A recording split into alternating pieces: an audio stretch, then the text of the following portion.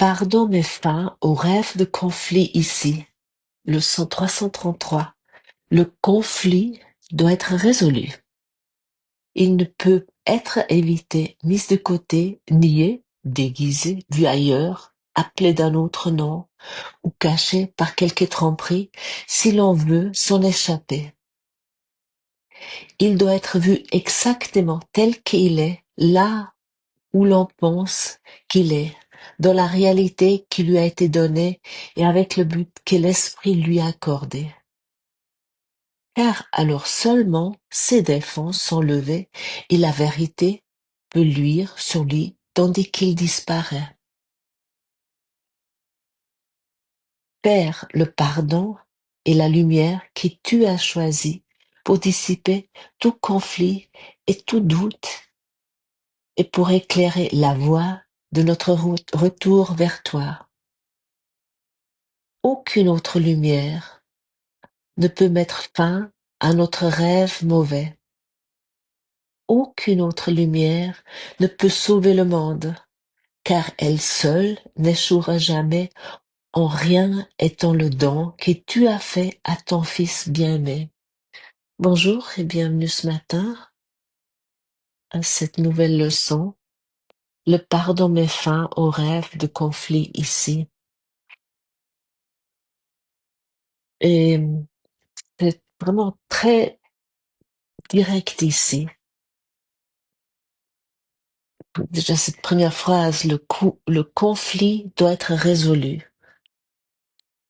C'est que nous ne sortons pas d'un conflit tant que nous ne le regardons pas en face.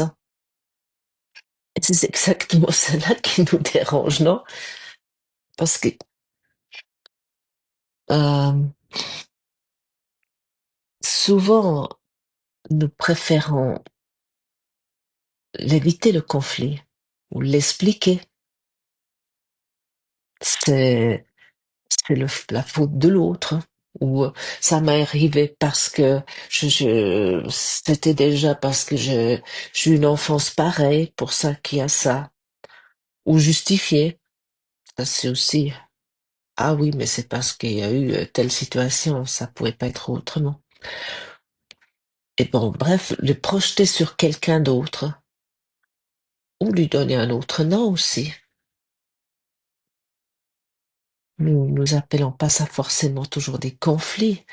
Par exemple, une pensée de douleur qui nous garde petits, qui nous préoccupe, qui nous donnent, euh, oui, nous donnons une pensée à cela, ça nous donne une importance. C'est que nous constatons cela, peut-être, et ce que nous faisons, en général, oui, lorsque nous le donnons, nous le constatons, nous le justifions, nous expliquons, nous l'analysons. En fait, dès que nous l'analysons, nous donnons un nom, à ce moment-là, en fait, nous voulons à tout prix connaître la cause, au lieu de simplement, parce que dès que nous l'analysons, nous donnons un nom, nous justifions, nous rendons tout cela réel dans notre esprit, séparé. Et à ce moment-là, nous ne le lâchons pas. Nous avons, comme je disais hier, déjà, l'analyse je peux dire, ça m'a coûté beaucoup de temps dans dans cet apprentissage avec ce cours. Euh, Parce que autant que je l'analyse, autant que j'analyse quoi que ce soit, je suis en route avec l'ego, en croyant bien sûr, je pratique le cours. Non, en fait, je regarde simplement. C'est d'abord, sans nommer quelque chose, et je le donne au Saint-Esprit. Parce que autant que j'analyse, je suis dans le rêve. Autant que je le nomme, autant que je justifie, autant que je- j'explique, autant que aussi j'évite, je suis dans ce rêve. Et autant que je crois dans ces rêves, dans ce monde je rends le monde réel et l'ego, il jubile simplement. Et, mais ça veut pas dire justement, il y a à nouveau aussi cette idée d'éviter. Il y a aussi, nous avons tous des différentes stratégies. Si une fonctionne pas, euh, nous prenons une autre, par exemple. Bien cette idée aussi euh, d'éviter de pas regarder. Et ça, c'est nouveau, comme comme si nous avons l'habitude de vivre uniquement dans les pièces supérieures de notre maison, en refusant d'aller dans la cave. Et ces pièces cachées, en fait, si tu vas jamais à la cave, et, et là, il y a quelque chose qui m'arrive. Comme enfant, j'avais très peur d'aller à la cave. Si on m'envoyait à la cave, pour moi, c'était juste une pure angoisse. Donc, si je devais aller chercher quelque chose, parce que ma mère m'envoyait chercher quelque chose, mais oui, je descendais et dès que j'avais attrapé je ne sais pas ce qu'on me demandait de chercher, j'attrapais l'objet ou je sortais de ce cave et j'ai monté l'escalier comme si j'avais le diable aux fesses, hein. Mais c'est que plus tard j'ai compris en fait ça. Qu'est-ce que ça veut dire? Oui, je voulais, j'ai resté tellement dans mon analyse en fait. Euh, mais c'est ces pièces cachées qui représentent nos pensées honteuses, nos colères anciennes ou nos peurs muettes, euh, les jugements que nous avons jamais osé reconnaître aussi.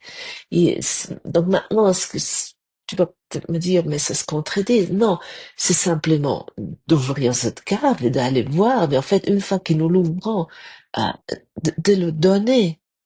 euh, parce que si,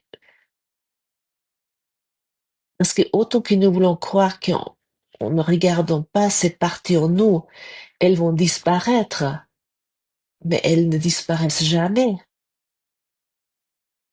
Mais ça veut pas dire qu'après tu dois t'asseoir dans la cave et puis regarder tout objet et puis te l'analyser le pourquoi du comment. Et puis ah oui, ça c'était ça et ça. Non, tu les regardes et les donnes au Saint-Esprit. Tu les, ouais, et ils vont disparaître. Tu les donnes à ton enseignant intérieur. Mais voilà, parce que autrement si tu regardes pas ces parties, elle se réjouit ou non, elle se réjoue, pas réjouit, elle se réjoue, on dit, je crois. Dans nos relations, ou dans nos attentes, ou dans nos réactions peut-être démesurées aussi parfois. Et puis parfois, peut-être ça t'est déjà arrivé, tu te dis, mais pourquoi j'ai réagi aussi fort? Pourquoi là, ça m'a mis dans une telle colère ou qui te essaie peut-être de cacher, mais à l'intérieur, mais tu es proche de l'explosion. Mais simplement parce que il y a tout ce que tu n'as pas lâché, ce que tu caches devant toi-même. Ou ce qui nous cache aussi, c'est nos blessures les plus sensibles. Euh, pour ça, parfois, vous avez aussi des réactions où ça nous euh, rend triste parce que une situation, parce qu'en fait, elle se répète sans cesse. L'ego, de toute façon, il ne sait rien d'autre faire que de répéter le même système de pensée. En fait, l'ego, il peut que séparer, il peut que diviser. Et autant que nous regardons pas ça, euh, rien peut se passer. Mais n'analyse pas, regarde ce qui est, euh, et lâche-le. Ne le nomme pas ce que ça pourrait être et les pourquoi du comment. D'abord pardonner, ensuite comprendre. Mais après, ça t'intéresse plus, peut-être la compréhension. Le conflit d'être vu exactement là où il est, mais pas là où nous croyons qu'il est. C'est pas chez l'autre, pas dans le monde.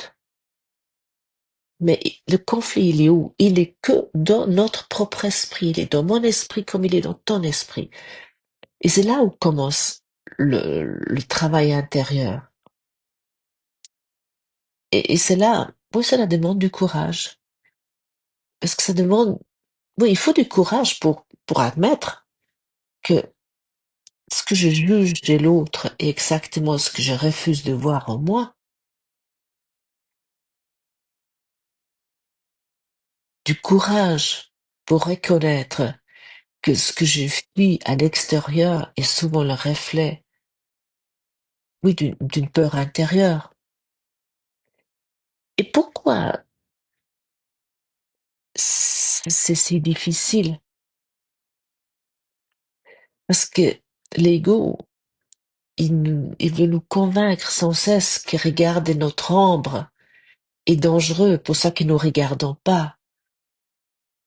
Nous pensons si nous ouvrons cette porte, nous serons submergés. Alors nous avons installé des gardes, par exemple le déni. Tu te dis peut-être à moi, non, moi, j'ai pas de problème. Je ne regrette rien. Il y a cette célèbre chanson d'Edith Piaf. Alors je vais pas nous analyser maintenant Edith Piaf, mais Edith Piaf, c'est une projection. Enfin, cette chanson qui, c'est quand même étonnant, cette chanson. Euh, Beaucoup d'entre nous la connaissent encore maintenant. Et lorsque j'ai commencé à apprendre le français, c'est une des premières chansons que j'ai compris les paroles. Parce que souvent, on prend une nouvelle langue, j'ai trouvé surtout en français, je comprenais jamais les paroles. Je ne sais pas pourquoi, je me dis, mais ils chantent toujours quoi? Euh, mais Edith Piaf, j'ai très vite compris ses paroles. Et pourquoi certainement?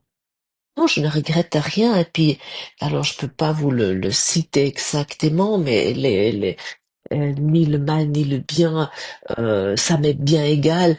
Et et puis elle dit dans le refrain, je crois, je m'en fous du passé ou quelque chose comme ça. Et c'est notre déni, parce que cette chanson est notre projection. C'est cette déni. Ah non, moi je ne regrette rien. Euh, je mets tout sous le tapis. Puis s'il faut que j'achète encore un deuxième tapis pour que le tapis tient. Puis si j'ai plus de place à la cave, j'achète une maison de jardin et je mets encore là-dedans mes dénis. Oui, non, c'est garde que l'ego installe. Ou la justification. Ah, j'ai pas de chance. Et bien sûr, tout ça est projeté dehors. Ou aussi les gardes sont la culpabilité. Ah oui, mais je me sens mal, mais je vais pas regarder plus loin. Oui, mais c'est ma faute. Mais on répète, ah oui, mais c'est ma faute. Ah, mais j'aurais pas dû. Cette culpabilité. Ah oui, mais oh là là. Et puis à cause de moi, mes enfants, euh, je ne sais pas, maintenant ils sont centrés dans la drogue parce que lors de notre divorce ou séparation, c'était tellement houleux. C'est de maintenir ça. Ça résout rien.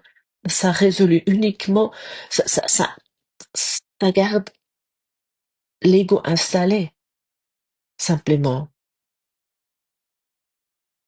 Mais la vérité, ou c'est également aussi simple, rien ce que nous avons enfermé n'a le pouvoir de nous détruire. Si nous reconnaissons simplement ce que c'est, l'ego est insane. L'ego, c'est rien. Mais nous devons aller regarder. Et l'égo-idolâtrie est dit dans ce thème spécial de qu'est-ce qu'est l'ego que nous avons partagé il y a 2 jours. Et le cours aussi nous répète si souvent que nous allons pas seuls. Il y a toujours une présence intérieure en nous. Ou c'est l'intérieur, il est en nous. Que, que vous l'appelez Jésus ou le Saint-Esprit ou la guidance divine ou simplement l'amour, la lumière qui nous accompagne, lorsque nous avons le courage d'ouvrir cette porte, simplement. Et quand la lumière entre, c'est quand le pardon entre, ce qui semble terrifiant s'efface au fond. Parce que ce ne sont que des croyances, ce sont que des constructions mentales. Et nous n'avons pas à craindre l'ego. Non, l'ego veut nous faire croire que nous l'avons à craindre avec ce cours. Nous sommes victimes de l'ego. Lorsque peut-être tu es depuis quelque temps en route avec ce cours, l'ego te semble vraiment ton ennemi juré, ce qu'il faut le combattre. Et ça c'est vraiment libérateur de reconnaître. Nous n'avons pas à craindre l'ego. Parce qu'au fond, l'ego n'a qu'un pouvoir réel. L'ego, il n'a que le pouvoir que nous lui donnons, nous lui accordons. Par exemple, peut-être tu as déjà gardé un secret honteux, peut-être pendant des années. Tu traînes quelque chose avec toi et tu crois peut-être ou tu as peut-être fait quelque chose qui te semble tellement terrible lorsque tu étais, je ne sais pas, adolescent ou peu importe quand. Et tu crois ce secret te définit et que tu as peur qu'il soit découvert. Peu importe sa nature. Souvent, des choses qui sont pas importantes, ils gardent une place. C'est parce que ça prend une place énorme dans notre esprit. Et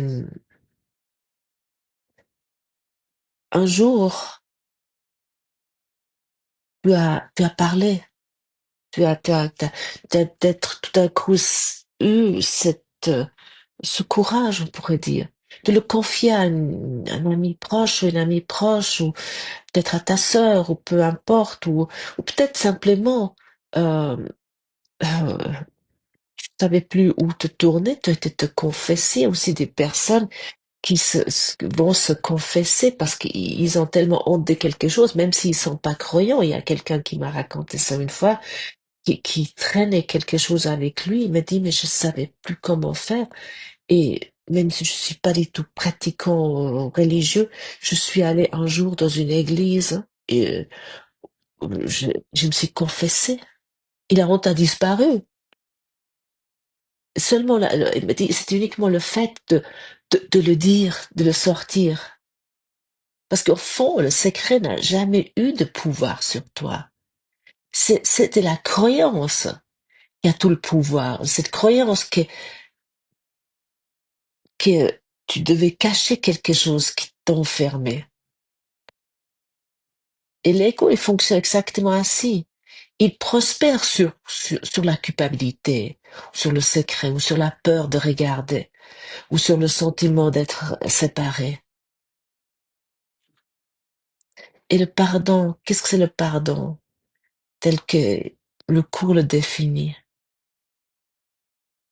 Et rien d'autre que la décision de regarder avec un esprit ouvert, sans jugement, sans analyse. Et oui, de regarder ainsi et dire OK, sans jugement, sans rien. Et peut-être, ouais, peut-être tu as envie de t'asseoir et de dire OK, ou d'écrire même. De ce que tu crois, tes sentiments, des secrets. Tu peux aussi faire ça simplement comme ça, tu l'écris, ou même pas besoin d'écrire, tu parles à ton ami intérieur qui est le Saint-Esprit. Le Saint-Esprit, c'est comme un frère, ou le Jésus, c'est notre frère, c'est à qui tu peux tout confier. Mais sans besoin de lui expliquer en long et en large et d'expliquer le pourquoi du comment et puis parce que si et ça. Non, simplement donne-le. Et lorsque la lumière entre, l'illusion s'effondre.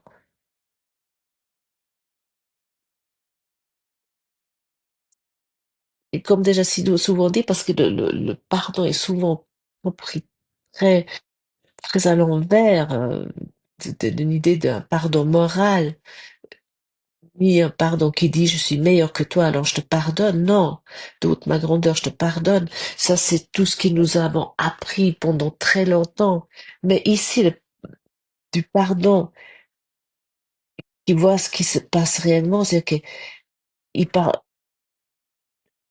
ici, c'est simplement qu'il n'y a rien. J'ai dû me tromper et je suis prêt à voir autrement.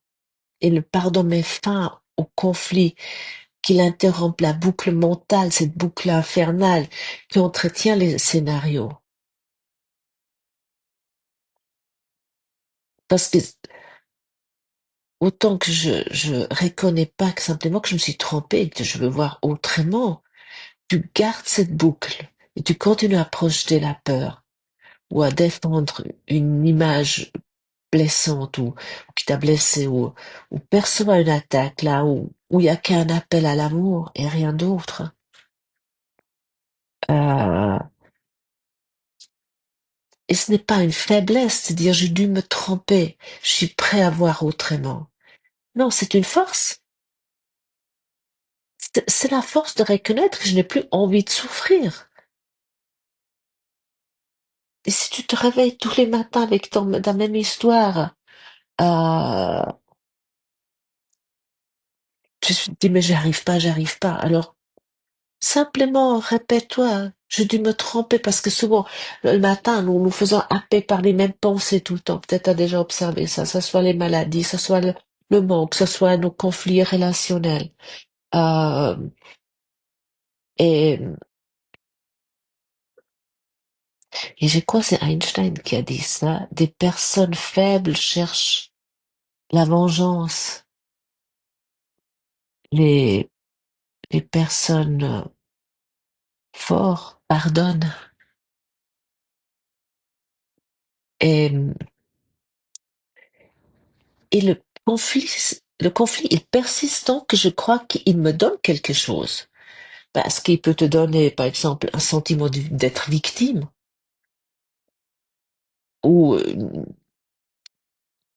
une justification pour mon identité blessée ou, ou même un rôle ou une histoire aussi que nous nous identifions tellement avec nos conflits ou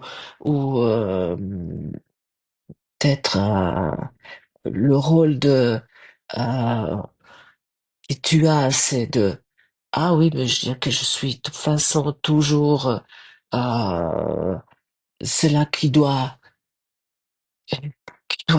t'arranger les choses.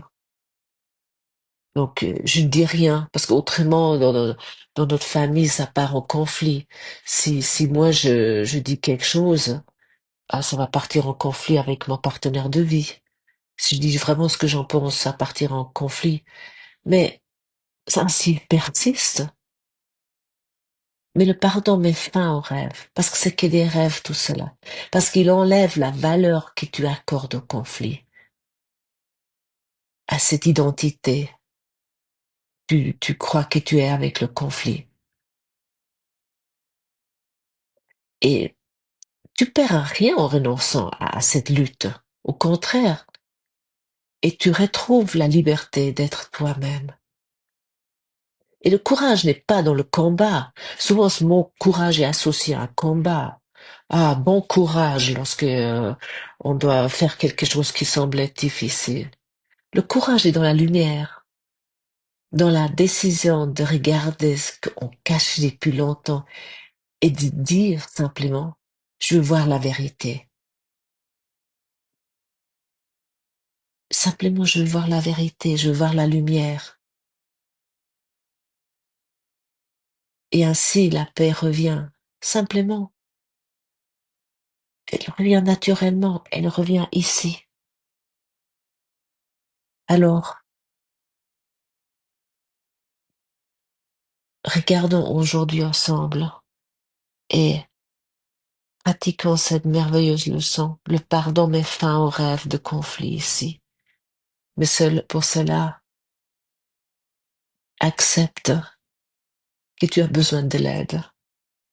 Merci et à demain.